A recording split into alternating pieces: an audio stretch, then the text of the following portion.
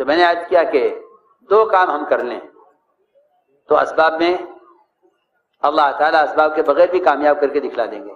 دو کام ہم کر لیں. ایک کام تو یہ کر لیں کہ سبب میں اللہ کا حکم یاد رکھیں. دوسرا کام یہ کر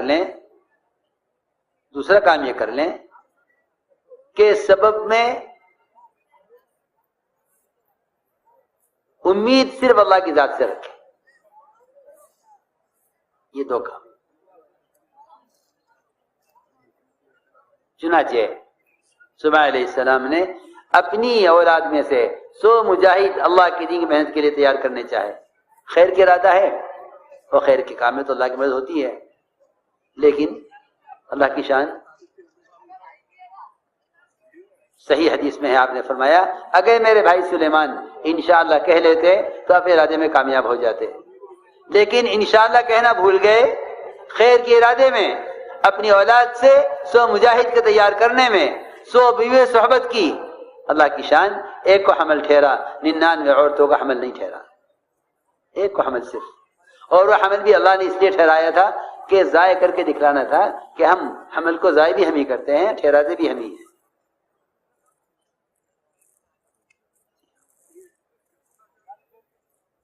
ٹھہراتے بھی ہم ہی ہیں، ضائع بھی ہم ہی کرتے ہیں. جب چاہیں گے ضائع کر دیں گے. ساری دنیا کی عورتوں کے رحم میں کہ کون سا بچہ کس مرحلے میں ہے، وہ خدا کی قسم ہر وقت اللہ کے قبضے میں اور ہر وقت اللہ کی نگرانی میں اور علم میں ہے. قرآن کی آیت کا میں نے مفہوم کیا ہے. وہ بچہ بھی ضائع ہو گیا جو ایک حمل ٹھہرا تھا. 99 کا حمل نہیں ہوا، ایک حمل تھا وہ ضائع ہو گیا. ارادہ خیر کا. یہاں تو اولاد کی تمنا رو رو کے مانگتے ہیں کہ کوئی آگے پیچھے ہے نہیں، مال بہت ہے، زمیندارہ بہت بڑا ہے، حکومت قبضہ کر لے گی، کب دعا کر دو کہ اللہ مجھے اولاد دے دے. یہاں تو دنیا کے لیے اولاد کی تمنا ہے، اور وہاں اللہ کے راستے کے مجاہد کے لیے اولاد کی تمنا ہے. لیکن کچھ نہیں. سمجھ گئے؟ صحیح حدیث میں آپ نے فرمایا میرے بھائی سلیمان اگر انشاءاللہ کہہ لیتے تو 100 کی 100 بیویوں سے 100 مجاہد پیدا ہوتے. میرے دوستو عزیزو، میں نے عرض کیا کہ اسباب اس امتحان کے لیے ہیں. تم ہمیں کتنا یاد رکھتے ہو اس میں؟ اسی لیے آپ دیکھیں گے کہ احکام جو دیے گئے ہیں وہ انسان کی فطرت اور اس کے تقاضے کے خلاف دیے گئے ہیں. نیند کا تقاضا نماز فرض، مال کا تقاضا زکوٰۃ فرض، بھوک کا تقاضا پیاس کا تقاضا روزہ فرض. دیکھیں اٹھا کر. شہوت کا تقاضا زنا حرام. ادھر تقاضے ڈالے ہیں، ادھر احکام دیے ہیں. یہ امتحان فرشتوں کا نہیں ہے.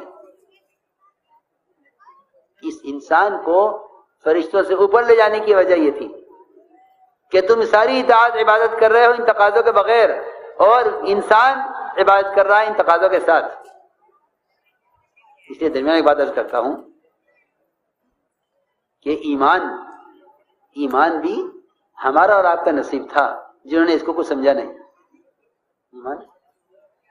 ایمان ہمارا آپ کا نصیب تھا، ہم نے اس کو سمجھا نہیں. ایمان ہمارا اور آپ کا نصیب ہے. ایمان نہ فرشتوں کا نصیب ہے، نہ انبیاء کا نصیب ہے، نہ صحابہ کا نصیب ہے. ایمان میرا اور آپ کا نصیب ہے. میں کچھ کہہ رہا ہوں ضروری بات ہے. ایمان میرا اور آپ کا نصیب ہے،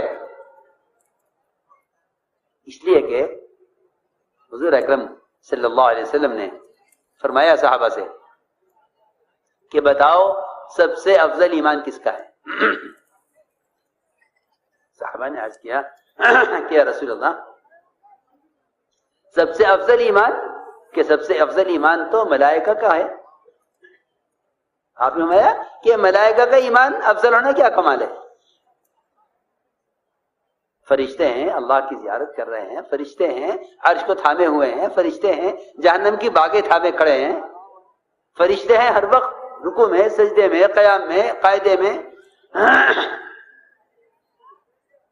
ان کا ایمان افضل ایمان ہونا کیا کمال ہے؟ کوئی کمال نہیں ہے. ان کا ایمان تو ایسا ہونا ہی چاہیے تھا کہ وہ سارے غیبی نظام کو دیکھ رہے ہیں، اور غیب کا نظام ان کے لیے ایسا ظاہر مشاہد ہے جیسا ہمارے لیے سارا کائنات ظاہر ہے. فرمایا کہ ان کا کمال، ان کا ایمان کیا کمال ہے. صحابہ نے عرض کیا پھر تو انبیاء علیہ السلام کا ایمان ہے. فرمایا ایمان، انبیاء کا ایمان، انبیاء کا ایمان ایسے کیوں نہ ہوتا؟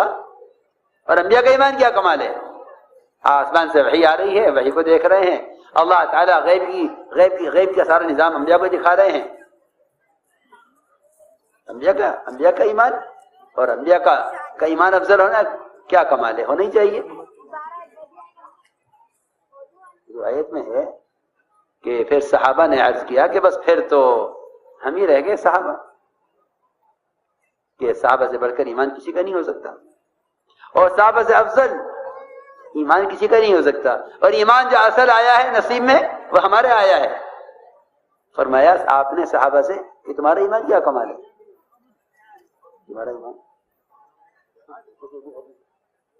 تمہارا ایمان کیا کمال ہے. تم مجھے دیکھ رہے ہو، میرے ساتھ غیبی مدد دیکھ رہے ہو، معجزات دیکھ رہے ہو، آسمان سے فرشتوں کا اترنا تم دیکھ رہے ہو.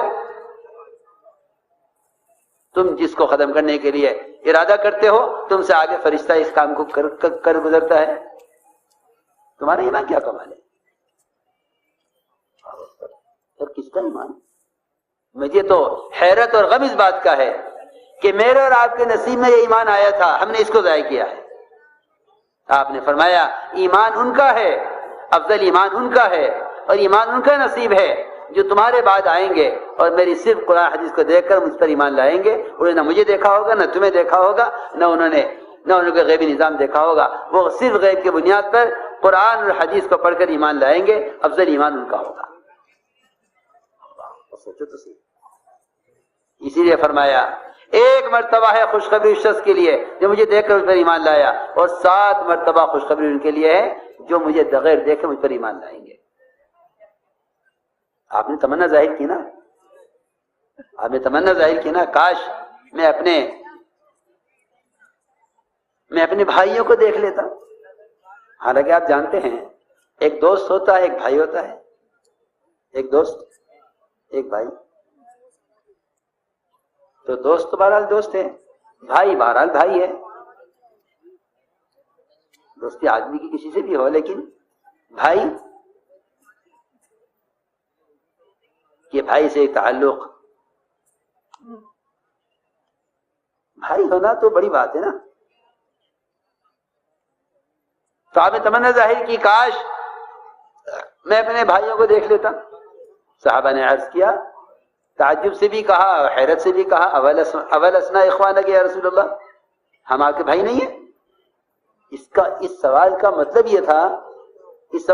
یہ تھا کہ ہم سے بڑھ کر آپ کا بھائی ہونے کا کون حقدار ہو سکتا ہے. میں جو سمجھتا ہوں کہ اس سوال میں یہ انداز کہ ہم سے زیادہ حقدار کون ہوگا آپ کے بھائی ہونے کا. آپ نے فرمایا نہیں، تم میرے ساتھی ہو، تم تو میرے ساتھی ہو. میرے بھائی تو وہ ہیں جو تمہارے بعد آئیں گے، میرے بعد آئیں گے، مجھ پر ایمان لائیں گے. وہ میرے بھائی ہیں جو میرے بعد آئیں گے، مجھ پر ایمان لائیں گے. میں نے اس پر عرض کیا تھا کہ ایمان نصیب ہمارا تھا، ایمان نصیب ہمارا تھا کہ ہم غیب کی خبروں پر، غیب کی باتوں پر یقین رکھتے اور غیب کے اعتبار سے قدم اٹھاتے. تو میں نے عرض کیا کہ اسباب اس امتحان کے لیے ہوتے ہیں کہ ہم دیکھنا چاہتے ہیں کہ تم ہمیں اس میں کتنا یاد رکھتے ہو. ادھر صبح سے شام ہو گئی، کوئی گاہک نہیں آیا، کوئی آمدنی نہیں ہوئی. اللہ کی شان، ادھر مغرب کی اذان شروع ہوئی، ادھر گاہک آ گیا. اللہ لائے ہیں، اللہ لائے ہیں. یہ دیکھنے کے لیے لائے ہیں کہ اس وقت یہ کیونکہ میں عرض کر چکا ہوں کہ اسباب یہ کامیابی کے ذرائع نہیں ہیں. ایسا فرماتے تھے کہ سبب میں کامیابی کا نظر آنا کامیابی کا دھوکہ ہے. اگر یہ اسباب کمائی کے لیے ہوتے تو اللہ تعالیٰ ایسے وقت میں گاہک کو لاتے جب نماز کا وقت نہ ہوتا. یہ نماز کے وقت گاہک کو لائے ہیں اور ایسا آرڈر لے کر آیا ہے کہ صبح سے لے کے شام تک جتنی آمدنی ہوتی وہ اس طرح کے آرڈر پر اتنی آمدنی اور اتنا آرڈر کر رہا ہے. ہم دیکھنا چاہتے ہیں کہ اس وقت تم نماز کے لیے جاتے ہو یا اس وقت تم گاہک کے لیے نماز کو ضائع کرتے ہو. ہم یہ دیکھنا چاہتے ہیں.